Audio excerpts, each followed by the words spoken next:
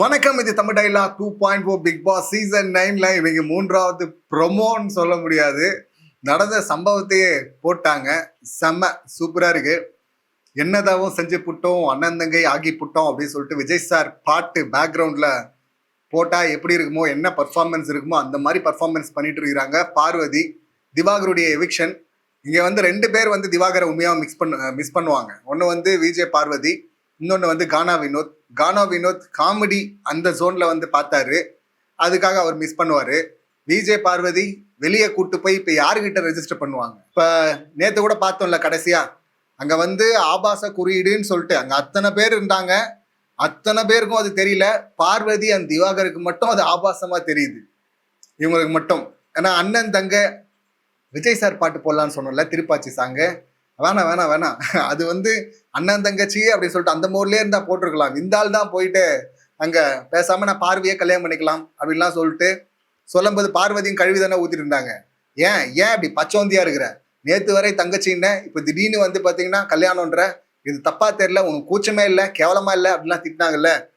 ஏங்க அது காமெடியா சொன்னாருங்க அப்படின்னு சில உருட்டும். காமெடியா சொல்றது இல்லை, விஷுவல்ஸே இருக்கு. அங்க அவங்க பேசிட்டு இருக்கிறாங்க பெட்ல, அங்க சாஞ்ச மாதிரி. அங்க போய் தோல்ல சாஞ்சிட்டு இருக்கு ரொமான்ஸுங்கிற பேர்ல. அவங்க திட்டுறாங்க, ஏய் பக்கத்துல வராது, ஏய் சி போ ஒன்னா கூட பாத்தீங்கன்னா ரொமான்ஸா பண்றாராமா இவர். யாரா பண்ணுவாங்க இந்த மாதிரி? ஸோ அதனால தயவுசெய்து அந்த சாங்லாம் போடாதீங்க, அதெல்லாம் கேன்சல் பண்ணுங்க. இது ஒரு டுபாகோர் குரூப். இது இங்க வந்து அழுகுறாங்க பார்வதி. அப்படி நீ போயிட்டேன்னா இனிமே நான் இங்க யாரு கூட எப்படி நான் இங்க இருப்பேன், தயவுசெய்து அப்படியே கையை பிடிச்சிட்டு வந்துருமா கூட. அதுதான் விரும்பிட்டு இருக்கிறோம். நீயும் அடுத்து போக வேண்டிய ஆள் தான், எப்பயோ போயிருக்க வேண்டிய ஆள் தான். உள்ள மற்ற கண்டஸ்டன்ஸ் எல்லாம் அப்படி இருக்கிறதுனால அவங்க பண்ண தப்பால எஸ்கேப் ஆயிட்டு இருக்கிறாங்க. பார்வதி கொஞ்சம் அறிவு இருக்கிறவங்க தான், அது ஒத்துப்பாங்க.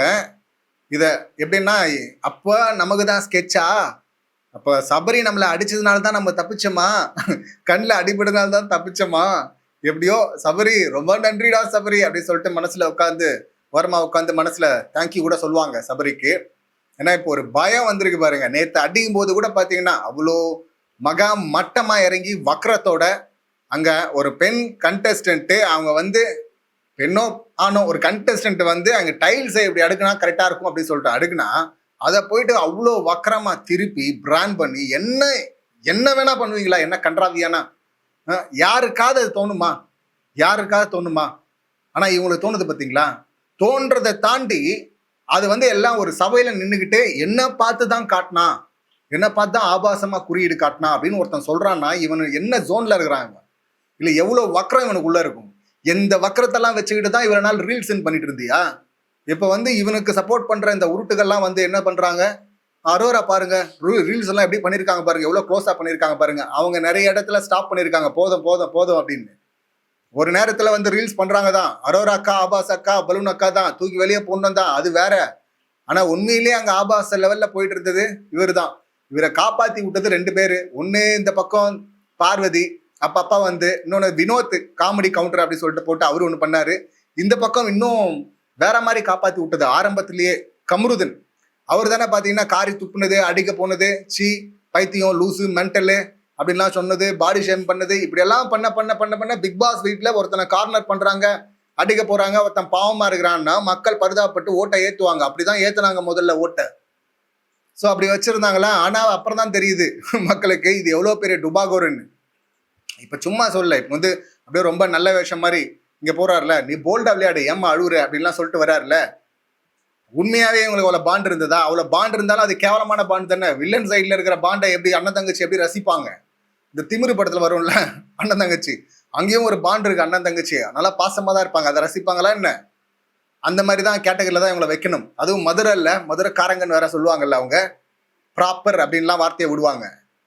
இதுல அவ்வளவு மோசமா பச்சையா ஒருத்தர் பிராண்ட் பண்ண போறேன்னா இது என்னது? இது எவ்வளவு கூச்சமே இல்லைல்ல. அதான் விஜய் பாத்தீங்கன்னா அத்தனை முறை அதை சொல்லிப்பாரு ஸ்டேஜ்லேயே, டேய் எந்த ஆங்கிள் பார்த்தீங்க, இதை எந்த ஆங்கிள் நீங்க வந்து இது ஆபாசம்னு சொல்றீங்க அப்படின்னு. கூட போய் ரீல்ஸ் பண்ணும் போதெல்லாம் தெரியல அந்த பக்கம் ஆபாசமா அது எல்லாத்தையும் பண்ணிட்டு அந்த வக்கர புத்தியை வச்சுட்டு தான் பண்ணியா? இப்ப உங்களுக்கு எதிராக அவங்க பேசுறாங்கன்றதும் பாத்தீங்கன்னா அவங்களை எவ்வளவு கீழே இறக்க முடியுமோ அதை இறக்குவாங்க. பார்வதியும் பண்ணிருக்கிறாங்க கம்ருதுன்னு. இந்த பக்கம் பாத்தீங்கன்னா கம்ருதன் நல்லவர்னு சொல்லாதுக்காக அந்த பக்கம் ஃபேக் அலிகேஷன் எடுத்திருக்கிறாங்க. இவரும் பாத்தீங்கன்னா இந்த அரோரா மேல இப்ப கூட பார்வதி அங்க வந்துட்டாங்கல்ல, 2 பேருக்கு மட்டும் தானே அது தெரியுது ஆபாசமா. இப்ப வக்ரம், இதுதான் வக்ரம், இதுதான் வக்ர புத்தி இங்க தானே இருக்குது. ஒருத்தர் ஆப்போசிட்ல குறை சொல்லிட்டா என்ன வேணா பண்ணிருவீங்களா? இப்ப வந்து விஜய் சேதுபதி கிட்ட இங்க வந்துட்டு பாத்தீங்கன்னா, என் body language Vijay body language மாதிரி இருக்கு, உங்க பாடி லாங்குவேஜ் மாதிரி இருக்கு அப்படின்னு சொன்னாங்க சார். இதை ஏற்கனவே வெளியில ஒரு இன்டர்வியூல சொல்லியிருக்கா. அப்படி விஜய் சேதுபதி மாதிரி பாடி லாங்குவேஜ் எவன் சொன்னான்னு தெரியல. நான் கழுவி ஊத்துறத சொல்றதெல்லாம் சீரியஸா எடுத்துக்கிட்டு அந்த ஆள் பாத்தீங்கன்னா பில்டப் பண்ணிட்டு இருக்கான். ஒரு தனி உலகத்துல வாழ்ந்துட்டு இருக்கான். இது கூட வாழ்ந்துட்டு போட்டாங்க.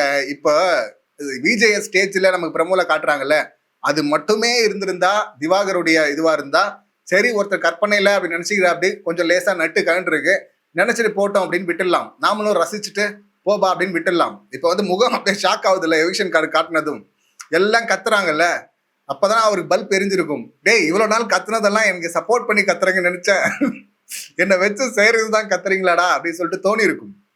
இப்ப விஜேஎஸ் கிட்ட வந்து அங்க முத்தம் கேட்கறது இல்ல, இந்த மாதிரி காமெடியா என் பாடி லாங்குவேஜ் உங்க பாடி லாங்குவேஜ் இதை பார்க்கும்போது தனுஷ் காமெடி ஒண்ணு இருக்குல்ல, விவேக் சாரோட பண்ணிருப்பார்ல, நானும் சின்ன வயசுல இந்த மாதிரிதான் இருந்திருப்பேன் அப்படின்னு சொல்லிட்டு விவேக் சொன்னா, சார் அவ வயசான நானும் உங்களை மாதிரி ஆயிடும்னா சார் அப்படின்னு வரல.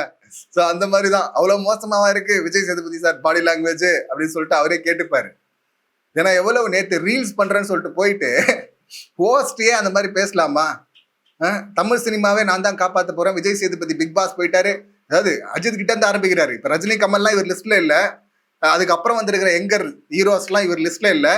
இந்த பக்கம் அஜித் ரேஸுக்கு போயிட்டாரு, விஜய் வந்து பொலிட்டிக்ஸ் போயிட்டாரு, இந்த பக்கம் அப்புறம் சூர்யா வந்து பாம்பே போயிட்டாரு, விஜய் சேதுபதி பிக் பாஸ் போயிட்டாரு. இப்போ தமிழ் சினிமாவை நான் தான் காப்பாற்ற போறேன், தலைகீழா தான் குதிக்க போறேன். ரீல்ஸ் ஆடா இது? எவ்வளவுதான் ரசிப்பாங்க இந்த மாதிரி மொக்கையெல்லாம்? கேமராவே வந்து திரும்புது இல்ல, காரி துப்பிடுச்சு இல்ல.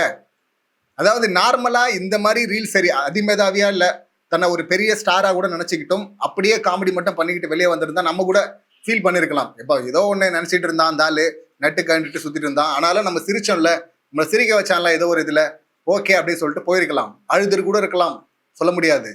ஆனா எல்லாத்துக்கும் மேல அரோராவை இந்த வக்ர புத்தியோட சொன்னது மட்டும் இல்ல, அதுக்கும் மேல இந்த ஆள் வந்து இப்போ நீங்க காமெடியா பாக்குறாங்க சிரிக்கிறாங்கல்ல, விஜய் சேதுபதி அளவுக்கு என் பாடி லாங்குவேஜ் என்கிட்ட இருக்கு, விஜய் சேதுபதி மாதிரி நான் பண்றேன்னு சொல்றாங்க, தனுஷை விட பெஸ்டா பண்றேன், சிவாஜியை விட பெஸ்டா பண்றேன், சூர்யா விட நான் பெரிய ஆளு, சூர்யா விட பெரிய ஆளு அப்படின்லாம் சொல்றான்ல. இதெல்லாம் வந்து நம்ம என்கரேஜ் பண்ணக்கூடாது. எதுல தெரியுமா? இப்ப என்கரேஜ் பண்றதுனால என்ன ஆக போகுது, அவன் நினைச்சுக்கிறான் அப்படின்னு பாக்குறோம். ஆனா இதே மனநிலை தான் வந்து சாதி ரீதியாவும் இருக்கு அந்த ஆள் கிட்ட. வினோத் வந்து அவ்வளவு கீழே, நீ தரம் கீழே, தராதரம் இல்லாத ஆளு, தரம் இல்லாத ஆளு அப்படின்லாம் சொல்லி பேசுறது, தகுதி இல்லைன்னு பேசுறது, உன் ரேஞ்சு கீழே அப்படின்றது, ரேஞ்சுக்கு அப்புறம் செப்பலுக்கு கூட சமம் இல்லைங்கிறது, செப்பலுக்கு கீழேங்கிறது, அப்புறம் நீ கானா பாடுறவன் தானே அப்படிங்கிறது, இன்னும் ராயபுரம் அப்படின்னு சொல்லிட்டு அதை கோட் பண்றது, இன்னும் எத்தனை நீ சொந்தக்காரன் தானே, பிரவீன் சொந்தக்காரனா நீ அப்படின்றது. இங்க இந்த பக்கம் திவ்யா கிட்ட போயிட்டு லவ் ப்ரப்போஸ் பண்ண போவாரு, அங்கேயும் பாத்தீங்கன்னா நம்ம 2 பேரும் சொந்தக்காரங்க போல இருக்கு, ஜாதி தான், அந்த ஜாதியை வந்து இவர் சொந்தக்காரங்க அப்படிங்கிற வார்த்தையில யூஸ் பண்றது. அந்த பக்கம் வினோத்தை வந்து குத்துறதுக்காக யூஸ் பண்றாங்க. அந்த ஆளு மட்டம் தட்டுறதுக்காக வினோத் வந்து இவரை கலாய்க்கிறான்னு சொல்லிட்டு கலாச்சா, கலாய்க்கிறது கவுண்டர் போட முடியாம தோத்துடுறான்ல, தோல்வியை ஏத்துக்க முடியல, அந்த தோல்வியை ஏத்துக்க முடியாம இப்ப மட்டம் பண்ணணும். மட்டம் பண்ணணும் போது என்ன பண்றது, ஜாதியை வச்சு சொன்னா மட்டம் ஆயிடுவாங்க, நீ என்னை கீழே அப்படின்னு சொன்னா அப்படின்னு சொல்லிட்டு ஒருத்தன் வர்றானா, எவ்வளவு வக்ர புத்தி இது இன்னும் அதிகமா இல்ல, இதுக்காக வச்சு செய்யணும்ல. எந்த ஆங்கிலுமே இதை வந்து ஏத்துக்கவே முடியாது. இப்படிப்பட்ட ஒரு டுபாகோரை இதுவரை பார்த்ததில்லை. எங்கேயாவது ஒருத்தன் 1-2 முறை வார்த்தையை விட்டுருப்பான், ஆனா கன்சிஸ்டண்டா அந்த ஆள் பண்ணிட்டே இருந்தான். இன்னும் கொஞ்ச நாள் இருந்ததுன்னா அந்த ஷோவை இழுத்து மூட வச்சிருப்பான். ஏன்னா அவ்வளவு மோசமா போயிட்டு இருந்தது. இவர் லவ் பண்ண போனாலும் ஜாதி தான், இந்த பக்கம் காமெடி கலாச்சிட்டாலும் பாத்தீங்கன்னா அங்கேயும் ஜாதி எடுத்துட்டு வந்துருவாரு. எல்லாரும் இவரு கீழே தான். நீ சினிமால நீ பெரிய ஸ்டாரு, மற்ற ஸ்டார் எல்லாம் எனக்கு கீழே நினைச்சா அது வேற, அது நான் நிஜம் கிடையாது, அதனால யாரும் பாதிக்கப்பட போறதில்ல, சிரிச்சுட்டு போயிடலாம். ஆனா சக கண்டஸ்டன்ட் உனக்கு கீழே அப்படின்னு நீ சொன்னா அதை பார்த்துட்டு போக முடியாது, வேடிக்கை பார்த்துட்டு போக முடியாது. அதை தான் பண்ணிட்டு இருந்தான் அந்த ஆளு. அந்த தங்கச்சி இருக்கிறாங்கல்ல, தங்கச்சி அடுத்து அவங்களும் இது மாதிரி ஒரு சம்பவத்துல மாட்டிருக்காங்க, தனியா பார்ப்போம் பேசுவோம். ரெண்டும் ஒரே இது இல்ல, அப்படியே செட்டு சேர்ந்துருக்காங்க பாருங்க.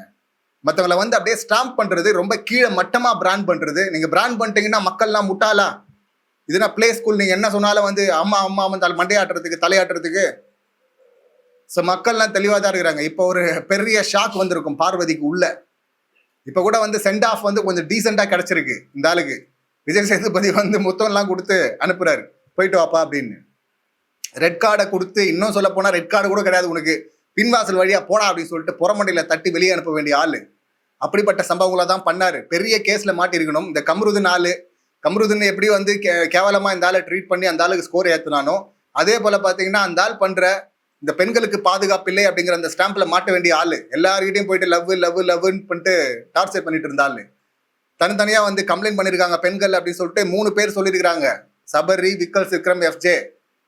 நீங்க எஃப்ஜே கூட விட்டுருங்க, ஏன்னா எஃப்ஜே ஆதிரியா அது வேற மாதிரி கண்டென்ட் பார்த்துருக்கிறோம். விக்கல்ஸ், விக்ரம், சபரி அதில் 2 பேர் சொல்றாங்கல்ல, அந்த மாதிரி கேஸ்ல இவங்க மாட்டிருப்பாரு இவரு. அப்பதான் கம்ருதீன் அந்த கேஸ் எழுதினாரு பாருங்க. இவனே ஒரு டுபாகூர், இவன் கேஸ் எதிரானே அப்படின்னு சொல்லிட்டு அதை பெருசா எடுத்துக்கல. இல்ல அதை அப்போஸ் பண்ணவங்க உடைக்கணும்ன்றதுக்காகவே பெண்கள்லாம் பாத்தீங்கன்னா ஆதிரி, சுபிக்ஷா எல்லாம் எங்களுக்கு ஒரு பிரச்சனையும் இல்லை அப்படின்ட்டாங்க. ஒரு பிரச்சனையும் இல்லைன்னா அப்ப தனித்தனியா வந்து கம்ப்ளைண்ட் பண்ண அந்த பெண்கள் யாரு பண்ணிருக்கிறாங்கல்ல? இப்ப பாத்தீங்கன்னா அரோரா குறும்படத்தெல்லாம் எடுத்து இவரு அரோரா கூட போய் ரீல்ஸ் பண்ணதெல்லாம் எடுத்து பாருங்க, இப்படி எல்லாம் பண்ணிருக்கிறோம். அதை தான் நாங்க கேட்கறோம். இப்படி எல்லாம் ரீல்ஸ் பண்ணிட்டு அந்த பொண்ணையே தப்பா பிராண்ட் பண்ணுவியா?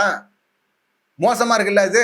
அப்ப நீ என்ன வக்கர புத்தியோட போய் ரீல் எல்லாம் பண்ண? நீ ஒரே மைக்க போட்டுக்கிட்டு திரும்ப மேல சாயலாம் அப்படின்லாம் பண்ணல. என்ன வக்கர புத்தியோட பண்ண அதெல்லாம்? ஸோ மொத்தமா கிழிஞ்சுதான் வராரு இந்த ஆள். உள்ள போறதுக்கு முன்னாடியே சொன்னோம், எங்கேயாவது மாட்டுவா அப்படி. இது ஏன்னா இது முட்டுச்சந்து மாதிரி. இது இந்த பிக் பாஸ் வீட்டுக்குள்ள போய் நடிச்சுட்டுலாம் வர முடியாது, எஸ்கேப் ஆக முடியாது. முகத்திரை கிழிஞ்சுதான் வரணும். மோசமா போனா, நல்லா நேர்மையானவர்கள் திறமையானவர்கள் போனா அவங்க திறமை வெளிப்படும். இந்த மாதிரி வக்கர புத்தி, இந்த மாதிரி மேல அப்படின்னு நினைச்சுக்கிற, ஆண்ட பரம்பரை தன்னை பெரிய ஆளு அப்படின்னு நினைச்சுக்கிற, மத்தவெல்லாம் கீழே நினைச்சுக்கிறல்ல, அந்த மாதிரி ஆள்லாம் போனா முகத்திரை கிழிஞ்சுதான் வரணும். அப்படிதான் கிழிஞ்சு வந்திருக்கிற. அப்படி தீண்ட கருச்செட்டி மண்டையா அப்படின்னு சொல்லிட்டு சொன்னாரு. தீண்ட தகாதவன் சொல்ல அப்படின்றாங்க. அந்த வார்த்தையை சொல்ல, ஆனா பல செயல்களை காட்ட. அப்படி வெளியே வந்த பிரவீனும் அதை கன்ஃபார்ம் பண்ணிட்டாரு. உள்ள இருக்கிற வினோத்தும் தனியா ஆல்ரெடி அதை புலம்பிருக்கிறாரு விக்கல்ஸ் கிட்ட. விக்கல்ஸும் சொல்லியிருக்காரு, ஆமா அப்படி அவர் பேசுறாரு அப்படின்னு. ஸோ அந்த மாதிரி நிறைய சம்பவங்கள்ல பார்த்துட்டோம். அடிச்சு முகத்திரையை கிழிச்சு எல்லாம் முடிச்சு, நீ சீக்கிரம் கிளம்புப்பா, தயவுசெய்து நீ போறது இந்த ஷோக்கே நல்லதுப்பா அப்படின்னு சொல்லிட்டு கொஞ்சம் நீட்டா மேல வந்து அடிச்சதுக்கு அப்புறம் பவுடர்லாம் போட்டு மேக்கப்லாம் பண்ணி வெளியே சென்ட் ஆஃப் பண்ணுவாங்கல்ல, அந்த மாதிரி தான் அனுப்பியிருக்கிறாங்க. இன்னொருத்தர் இருக்கிறாங்க, இந்த வக்கரம் அக்கா, அவங்களுக்கும் சீக்கிரம் பாயாசம் போடப்படும் அப்படின்னு சொல்லிட்டு நம்புறேன். இந்த சம்பவங்களை, இவருடைய எவிக்ஷனை நீங்க எப்படி பாக்குறீங்க? உங்க கருத்துக்கள் என்ன அப்படிங்கறத கமெண்ட் பண்ணுங்க. மீண்டும் அடுத்த வீடியோல சந்திக்கலாம். நன்றி, வணக்கம்.